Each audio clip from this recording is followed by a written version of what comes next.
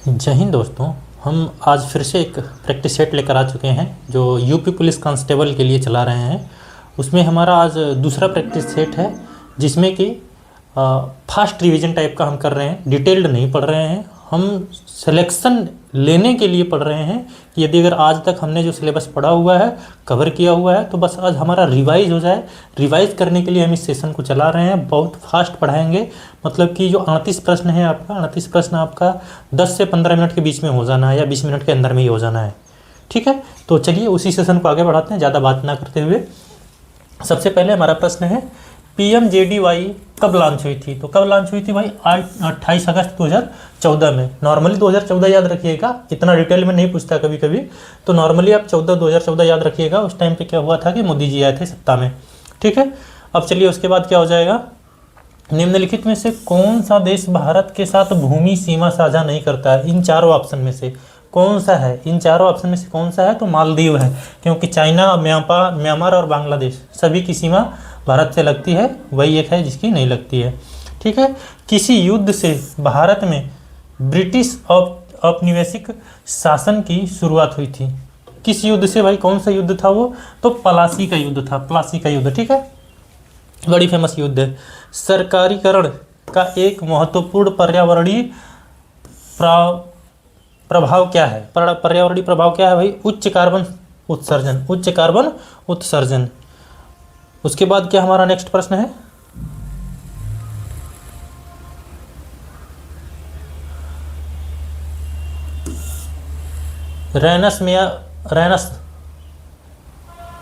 Ransomware शब्द का क्या अर्थ है? क्या अर्थ है भाई? इसका मतलब है उपयोगकर्ता की गतिविधि पर नजर रखने वाला मालवेयर। ठीक है, उसके बाद क्या प्रश्न है?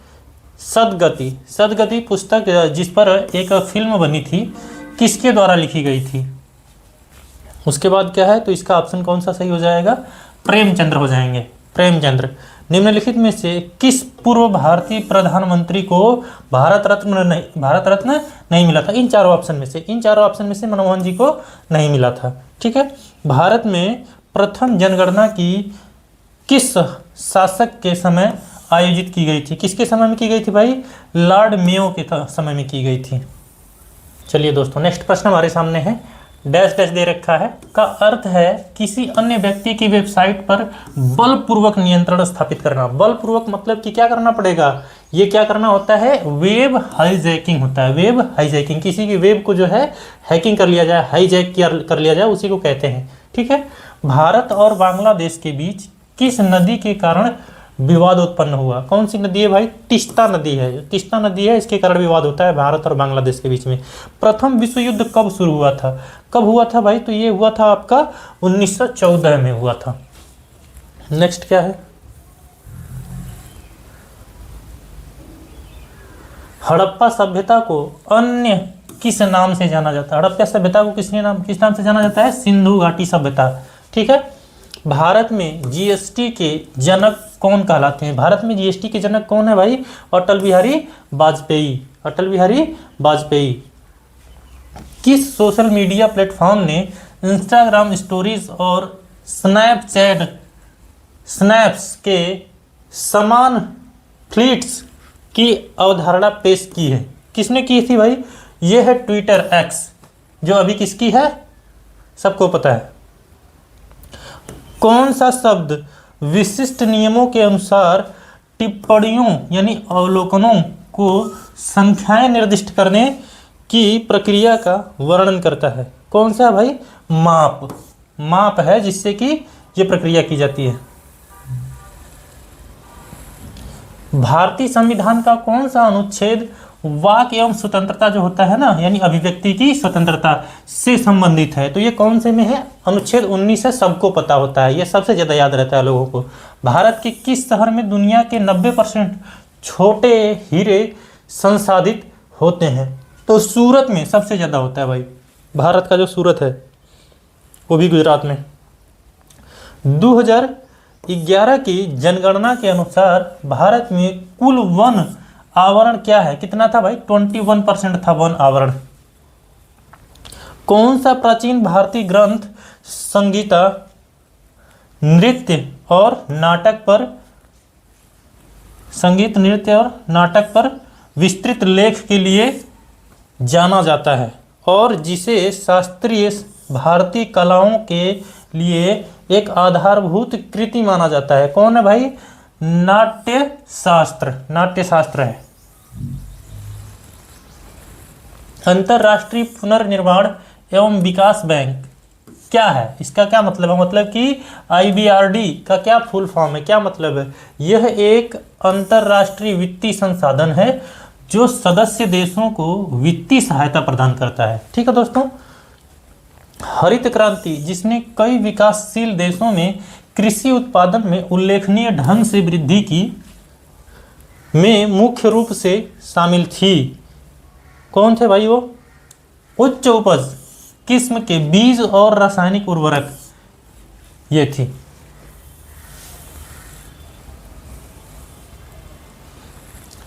समस्या के बारे में अधिक से अधिक स्पष्ट विचार प्राप्त करने के लिए क्षेत्र अध्ययन के समय नियमों को लागू करने वाला अनुसंधान क्या है? कौन सा है?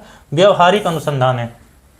केंद्रीय कृषि विश्वविद्यालय कहाँ स्थित है? कहाँ पर भाई? मणिपुर में है, कृषि वाला। ठीक है। आर्कटिक परिषद जलवायु परिवर्तन और आर्कटिक शासन को संबोधित करने में मदद करती है। कौन मदद करती है भाई? इसका कौन सा ऑप्शन सही हो जाएगा आपका? इसका हो जाएगा आर्कटिक मुद्दों पर अंतरराष्ट्रीय प्रयासों का समन्वय करके। ठीक है। भारत के प्रथम राष्ट्रपति कौन थे? तो ये शंकर दयाल शर्मा थे। मानवाधिकार में दोनों शामिल हैं। कौन कौन से भाई? ऑप्शन में से देखो कौन दोनों शामिल हैं? अधिकार और दायित्व, अधिकार और दायित्व। स्पेस एक्स पहले निजी तौर पर वित्त पोषित अंतरिक्ष कार्यक्रम की सह स्थापक या स्थापना किसने की थी? तो ये वही जो ट्विटर एक्स वाले हैं, वही स्पेस एक्स वाले भी हैं। ठीक है। तो ये कौन थे? Elon Musk. सह स्थापना का मतलब है कि इनके खुद के द्वारा, इनके द्वारा संचालित किया जाना, किसी प्राइवेट व्यक्ति के द्वारा। ठीक है। UNCTAD का फुल फॉर्म क्या है? इसका मतलब है यूनिवर्सल, इसका एन से हो जाएगा Nations conference on trade and development, trade and development. किसने सुझाव दिया कि हर किसी का एक विशिष्ट रक्त समूह होता है? किसने दिया था भाई? ये दिए थे लैंड स्टीनर ने। नेक्स्ट है, सोफिया किस देश की राजधानी है? यह है बुल्गारिया की। भारतीय संविधान का कौन सा अनुच्छेद राष्ट्रपति के क्षमा दान देने से शक्ति से संबंधित है? कौन सा है भाई? किसमें राष्ट्रपति क्षमा दान कर सकता है? अनुच्छेद 72 के अनुसार। सहकारी समिति का प्राथमिक उद्देश्य क्या था? तो ये सदस्यों की सेवा करना। साइबर सुरक्षा के लिए निम्नलिखित में से कौन सी संस्था जिम्मेदार है? तो ये है CERT इन। DRDO के बारे में सबको पता ही है, ये वाला तो ऑप्शन सही है, लेकिन ये सब जो है नहीं है। ठीक है। ये क्या है? रॉ के बारे में सबको पता है, NIA के बारे में सबको पता है। ठीक है।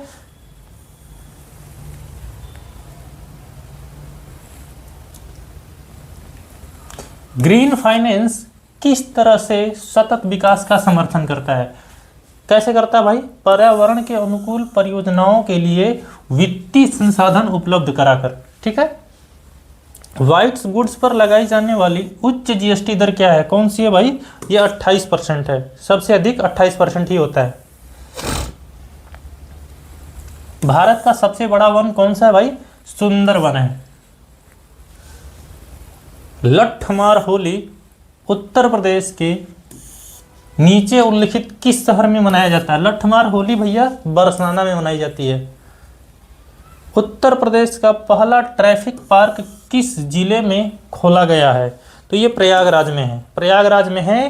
कैसा वाला?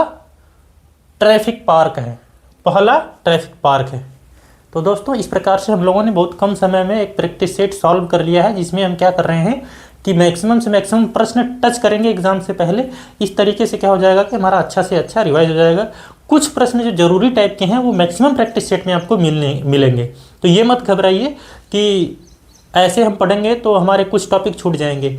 ऐसे क्या हो जाएगा कि हम रोज़ रोज़ अलग अलग सेट में कुछ ऐसे प्रश्न होंगे जो लगभग सभी में मिल जाएंगे एक ही जैसे। जैसे यहाँ पे x वाला मिला है 2 बार, तो इसी टाइप से कोई कोई प्रश्न जो है वो एक से अधिक बार आपको एग्जाम से पहले मिल जाएगा, तो वो आपका अच्छा रिवाइज हो जाएगा। ये हमारा टारगेट है कि कम समय में बहुत अधिक प्रश्नों को टच करा देना। तो इसी प्रकार से हम और भी प्रैक्टिस सेट लेके आते रहते हैं।